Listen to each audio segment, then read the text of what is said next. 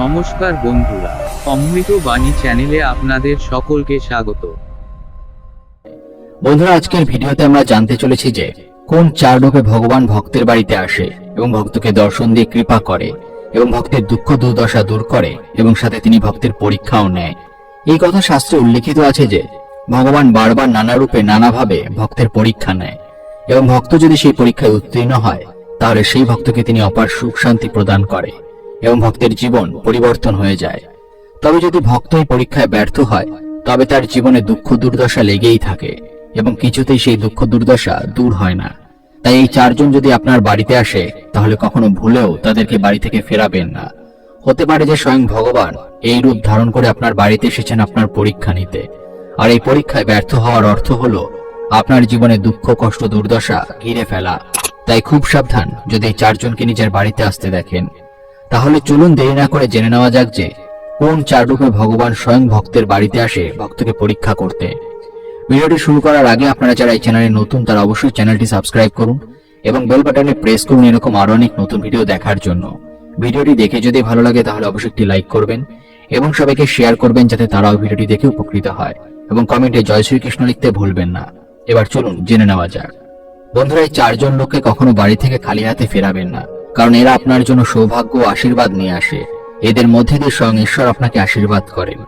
প্রথম হলো, যদি আপনার বাড়িতে বা আপনার কাছে দানের জন্য কোনো হিজড়া আসে তাহলে এদের নিজের সাধ্যমতো দান দেবেন, কারণ হিজড়াদের করা আশীর্বাদ সর্বদা আপনার মঙ্গল করে। স্বয়ং ভগবান এদেরকে বর দিয়েছিলেন এবং এটাও সাথে বলেছিলেন যে যারা এদের সাথে ভালো ব্যবহার করবে এবং এদের সাহায্য করবে তারা স্বয়ং ভগবানের আশীর্বাদ লাভ করবে এবং তার জীবনের সকল সমস্যা ভগবান দূর করবে। অনেকেরই এরকম স্বভাব আছে যারা হিজড়া দেখলে বাড়ি থেকে বের করে দেয় বা কোনো রকম দান করে না। যদি আপনি এরকম করে থাকেন তাহলে সাবধান হয়ে যান, কারণ স্বয়ং ভগবান এই রূপে আপনাকে পরীক্ষা করতে পারে। আর যদি আপনি এই পরীক্ষায় ব্যর্থ হন তাহলে আপনার জীবনে দুঃখের অন্ত থাকবে না।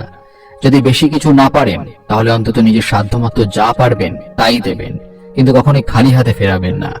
দ্বিতীয় হলো, যদি আপনার বাড়িতে কোনো দুস্থ লোক, অসুস্থ লোক, খোড়া বা কোনো লোক সাহায্যের জন্য আসে তাহলে কখনোই তাদের নিরাশ করবেন না। বন্ধুরা, আমাদের অনেকের মনে একটা চিন্তা আসে যে এখন সব ভিক্ষুকেরা ফেক, এদের কোনো কিছু দেওয়া উচিত নয়।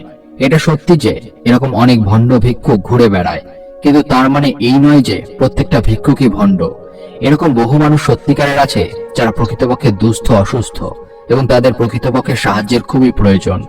তাই বাড়িতে কখনো দুস্থ লোক আসলে বা খোড়া লোক আসলে তাদেরকে খালি হাতে ফেরাবেন না এবং ভগবানের নাম নিয়ে কিছু না কিছু অবশ্যই দান করবেন, এতে আপনার মঙ্গল হবে।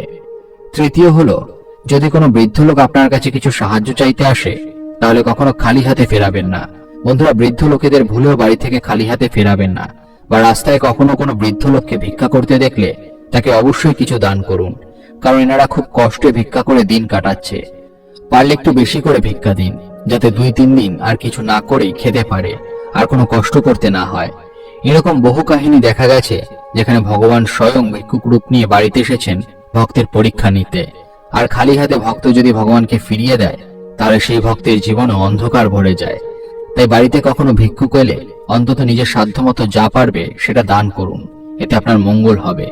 চতুর্থ হলো, যদি আপনার বাড়িতে কোনো পশু পাখি আসে তাহলে আপনি অবশ্যই কিছু না কিছু দান করবেন। পশু পাখি হলো এমন জীব যাদেরকে আপনি যদি ভালোবেসে কিছু খাওয়ান তাহলে তারা আপনাকে প্রচন্ড পরিমাণে আশীর্বাদ করে এবং এই আশীর্বাদের ফলে আপনার জীবনে কোনো সংকট লেখা থাকলে সেটা দূর হয়ে যায় এবং ভগবানের অশেষ কৃপা লাভ করা যায়। পশু পাখির সেবা মানে হচ্ছে স্বয়ং ভগবানের সেবা করা। ভগবান শ্রীকৃষ্ণ নিজেও পশু পাখি খুব ভালোবাসতেন। আপনি যদি ভগবান শিবকেও দেখেন তাহলেও দেখবেন তিনিও পশু পাখি খুব ভালোবাসে, এই কারণে তাকে পশুপতিও বলা হয়। তাই বাড়িতে কখনো কোনো পশু পাখি এলে তাদেরকে খালি মুখে ফিরিয়ে দেবেন না। বাড়িতে যা খাবার আছে সেটাই তাদেরকে খেতে দিন, এতে আপনার অনেক অশুভ প্রভাব কেটে যাবে। তো বন্ধুরা, এই চারজন যদি বাড়িতে আসে তাহলে বুঝবেন স্বয়ং ঈশ্বর আপনার বাড়িতে এসেছেন আপনাকে আশীর্বাদ দিয়ে আপনার জীবনের দুঃখ কষ্টকে হরণ করতে এবং আপনার জীবনে সুখ শান্তি এনে দিতে। তাই অবশ্যই এই চারজনকে বাড়ি থেকে খালি হাতে দূর করবেন না।